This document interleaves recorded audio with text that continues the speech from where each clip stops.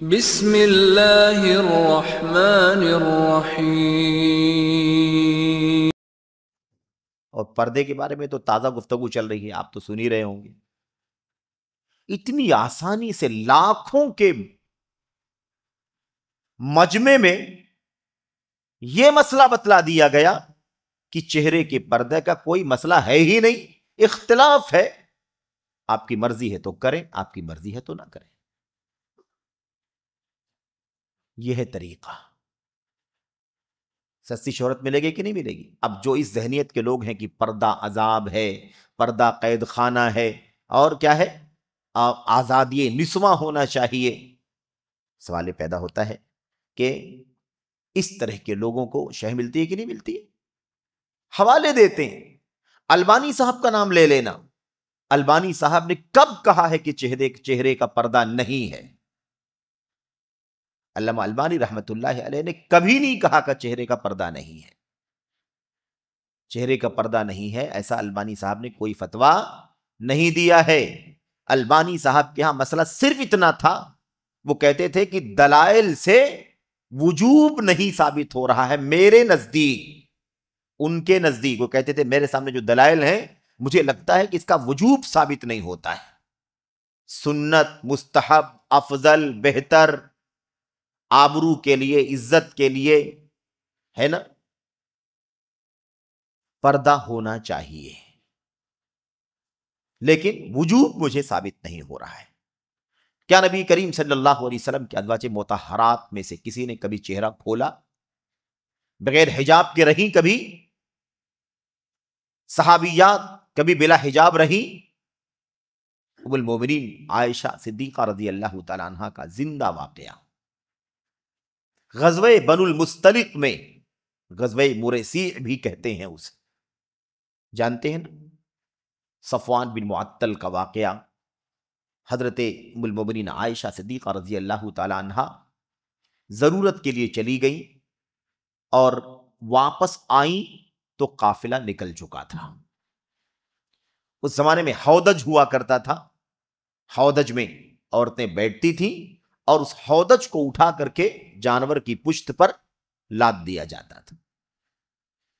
اما عائشہ رضی اللہ تعالی عنہ کے ہودج کو اٹھا کر کے سواری پر رکھا گیا، لیکن اما عائشہ اس وقت کم عمر تھیں، دبلی پتلی تھیں، وزن زیادہ نہیں تھا جسم کا، اٹھانے والوں کو اندازہ نہیں لگا کہ ام المومنین عائشہ صدیقہ رضی اللہ تعالی عنہ ہودج کے اندر ہیں یا نہیں ہیں۔ ہودج اٹھا کر کے رکھا سواری کے اوپر اور قافلہ چلا گیا۔ تھوڑی دیر کے بعد جب ام المومنین عائشہ صدیقہ رضی اللہ تعالی عنہ اپنی ضرورت سے فارغ ہو کر کے آئیں اسی جگہ جہاں قافلہ تھا، تو دیکھا کہ قافلہ جا چکا ہے، قافلہ جا چکا ہے، پریشان ہوئی، بالآخر وہیں بیٹھ گئی جہاں قافلہ تھا۔ تھوڑی دیر کے بعد وہاں سے صفوان بن معطل گزرے۔ صفوان بن معطل وہاں سے کیوں گزرے؟ وہ قافلے کے پیچھے پیچھے چلتے ہوئے آتے تھے کہ کہیں کسی کا سامان، کوئی ضرورت کی چیز ہو، کوئی بھولا بھٹکا ہو، کوئی بچا کھچا کوئی چیز ہو تو اس کو سنبھالتے ہوئے آئیں۔ صفوان بن معطل رضی اللہ تعالیٰ عنہ صحابی رسول ہیں۔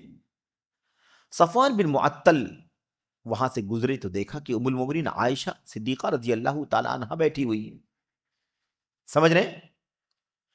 ام المومنین عائشہ صدیقہ رضی اللہ تعالیٰ عنہ بیٹھی ہوئی ہے، نظر پڑی تو چونک گئے، گھبرا گئے اور گھبرا کے کہا انا للہ و انا الیہ راجعون۔ اتنی بڑی مصیبت، عائشہ یہاں کیسے چھوٹ گئی؟ قافلہ کیسے ان کو چھوڑ کے چلا گیا؟ اور جیسے انا للہ و انا الیہ راجعون پڑھا، ام المومنین عائشہ صدیقہ رضی اللہ تعالیٰ عنہ وہاں اکیلے بیٹھی ہوئی تھی، وہاں کوئی نہیں تھا، سنسان جگہ تھی، چہرہ کھلا ہوا تھا۔ جیسے انا للہ و انا الیہ راجعون پڑھا، آواز کان میں گئی، فوراً چہرے پر پردہ انہوں نے ڈھانپ لیا۔ اما عائشہ خود کہتی ہیں صحیح بخاری کی روایت میں کہ فعرفنی حین رآنی وقد رآنی قبل الحجاب۔ اچھی طرح سے ایک ایک جملے پر غور کریں۔ کہتے ہیں جیسے صفوان بن معطل نے مجھے دیکھا، مجھے پہچان لیا، اس لیے کہ انہوں نے مجھے حجاب کا حکم نازل ہونے سے پہلے دیکھا تھا۔ جب پردے کا حکم نازل نہیں ہوا تھا تب دیکھا تھا۔ کیا دیکھا تھا؟ چہرہ۔ چہرے کا پردہ نہیں تھا تو چہرہ دیکھا تھا، اور اب جب نظر پڑی تو پہچان لیا کہ عائشہ ہی ہوں میں، لیکن چونکہ پردے کا حکم نازل ہو چکا تھا، جیسے اِنَّ لِلَّہِ کی آواز میرے کان میں پڑی فوراً میں چونک گئی۔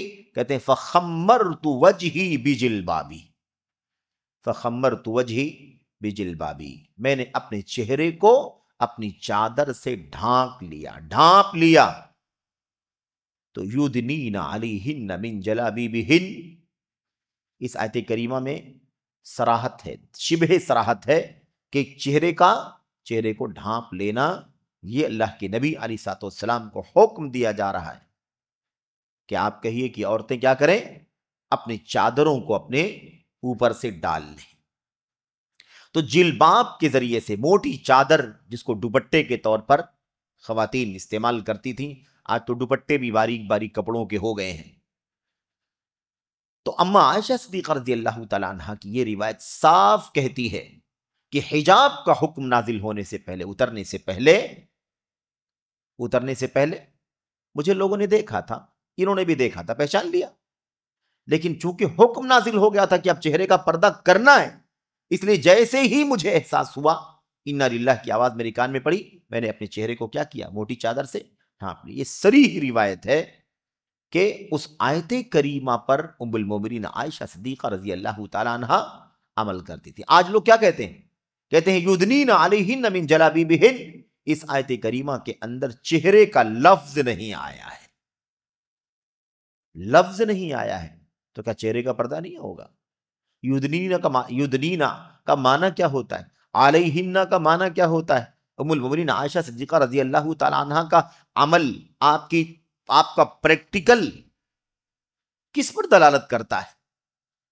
لیکن نہیں، قرآنیوں کی طرح سے باتیں کرنا ہے نا، عقلانیوں کی طرح سے باتیں کرنا، اس میں اختلاف ہے علماء کا، ہے نا، کچھ لوگوں نے ایسی کتاب لکھی، کچھ لوگوں نے ایسی کتاب لکھی، اور یہ کتنی بڑی جرت کی بات ہے کہ آدمی یہ کہے کہ جو لوگ پردے کے قائل ہیں وہ یہ کہتے ہیں کہ جو قائل نہیں ان پر اعتراض مت کرو، اور جو قائل نہیں ہیں وہ کہتے ہیں کہ جو قائل ہیں ان پر اعتراض نہ کرو۔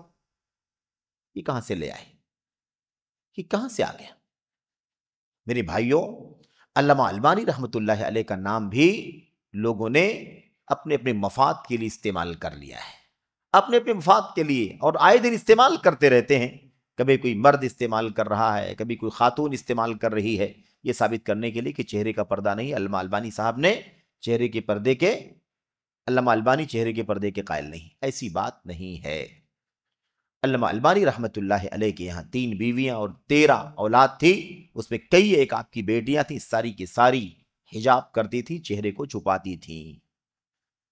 تو ستر الگ چیز ہے جو ہمیشہ چھپا رہتا ہے، لیکن حجاب اجنبیوں سے چھپا رہتا ہے۔ اب اس طرح کے فتوے اگر عام اسٹیجوں سے دیے جائیں کہ چہرے کے پردے کے بارے میں اختلاف ہے، اس لیے کوئی کسی پر اعتراض نہ کرے، جس کا جی چاہے، آپ کو لگتا ہے کہ پردہ کرنا چاہیے تو آپ کیجئے، آپ کو نہیں لگتا ہے تو آپ مت کیجئے۔ کب ہم نے کہا کہ آپ کو کرنا ہی چاہیے؟ کب ہم نے آپ کو کہا کہ نہیں کرنا چاہیے؟ آپ کو لگتا ہے تو کریں، آپ کو لگتا ہے تو نہ کریں۔ تو ایسے فتوے اگر دیے جائیں گے تو کتنے لوگوں کا کام نکلے گا بھائی؟ اس طرح کی ذہنیت رکھنے والوں کی بھی کام ہو جائیں گے، جو آزادی چاہتی ہیں عورتیں، شریعت کی پابندی نہیں چاہتی، حیا نہیں چاہتی، حجاب نہیں چاہتی، مردوں کی شانہ بشانہ چلنا چاہتی ہیں، ہے نا، تجارت میں، ایسے ہی سیاست میں، حکومت میں، ہر جگہ ان کا بھی مسئلہ حل ہو جائے گا۔ اور وہ طبقہ جو اسلام دشمنی رکھنے والا طبقہ ہے، اسلام دشمنوں کا، ان کو کتنا بڑا میرے بھائیوں راستہ مل جائے گا مسلم خواتین کے ساتھ، بچیوں کے ساتھ، ان کی آبرو کے ساتھ کھلواڑ کرنے کا کتنا بڑا راستہ ان کو مل جائے گا۔ اور پھر ساتھ ہی ساتھ یہ کہنا کہ میری 2 بیٹیاں ہیں، ایک بیٹی پردہ کرتی ہے چہرے کا، ایک بیٹی پردہ نہیں کرتی ہے چہرے کا، یعنی دونوں پر عمل ہو رہا، دونوں قول کے اوپر آزادی پر عمل ہو رہا ہے، دل چاہے تو پردہ کرو، دل چاہے تو پردہ نہ کرو۔ افسوس ہوتا ہے اس طرح کی باتیں میرے بھائیوں سن کر کے کہ کس طریقے سے آپ کا کام نہیں ہے، آپ کا کام نہیں ہے۔ علماء کا کیا اختلاف ہے، کتنا اختلاف ہے، کس نقطے پر اختلاف ہے، علماء کا اختلاف ہے تو راجح کیا ہے، دلائل سے قریب ترین کیا ہے؟ آپ کو بہت سارے مسائل میں اختلاف ملے گا، تو کیا اختلاف کا مطلب یہ ہوتا ہے کہ جتنے اقوال ہیں سارے اقوال پر لوگ اپنی اپنی مرضی کے مطابق عمل کریں، جس کو جو اچھا لگے وہ قول پکڑ کر کے بیٹھ جائے، عمل کرنا شروع کر دے؟ یا اختلاف میں الراجح بالدلیل کیا ہے، اقرب الی السنت کیا ہے، اقرب الی الصواب کیا ہے، یہ بھی تو کبھی بتائیں کہ اس میں اختلاف ہے، لیکن اس میں دلیلوں سے راجح یہ ہے کہ چہرے کا پردہ کرنا ہے، یہ بتانے کی ضرورت تھی۔ اختلاف ہے تو کیا مطلب؟ جتنے بھی اقوال ہیں سب آزادی کے ساتھ عمل کر سکتے ہیں، کس بات کی تعلیم دیتے ہیں؟ اس کا مطلب یہ نکلا کہ شریعت کے دلائل اور حوالے نہیں، اقوال الرجال، جتنے اقوال آپ کو ملتے ہیں آپ کو آزادی ہے، جیسے چاہیں جب چاہیں عمل کر سکتے ہیں، کوئی پابندی نہیں ہے۔ تو یہ مسئلہ آپ یاد رکھیں کہ پاکیزہ شریعت کی جگہ دیگر کئی چور راستوں سے تبدیل کردہ شریعت، تعویل کردہ شریعت اتارنے کا کام کیا، جن راستوں کو راہ حق سے منحرف لوگوں نے مرتب کیا ہے۔ آپ سوچئے کیا دشمنان اسلام برسوں سے اسلام کے حجاب پر حملہ کرتے آئے ہیں کہ نہیں آئے؟ برسوں سے۔ کیا مغرب، کیا مشرق، کیا عرب کے بعض لبرل ذہنیت رکھنے والے، یوسف قرضاوی بھی اس میں سے ہے، ہاں ان کی بچیاں بے پردہ ہو کر کے یورپ کے اسکولوں میں، کالجوں میں تعلیم حاصل کرتی تھی، سمجھ رہے ہیں؟ اور عجم کے لوگ، تمام جگہوں پر آپ کو ایسے لوگ مل جائیں گے جو پہلے سے ہی اسلام کے نظام حجاب پر حملہ کرتے رہے۔ اسلام ظلم کا مذہب ہے، زیادتی کا مذہب ہے، عورتوں کو آزادی دینی چاہیے، یہ کیا طریقہ ہے کہ مرد چہرہ کھول کر کے جہاں چاہتے ہیں جیسے چاہتے ہیں رہتے ہیں، دنیا میں ترقی کرتے ہیں۔ اسلام نے خواتین کو، عورتوں کو قید کر رکھا ہے، حجاب میں بند کر رکھا ہے۔ ترقی کی راہ میں سب سے بڑی رکاوٹ مسلمانوں کا حجاب ہے۔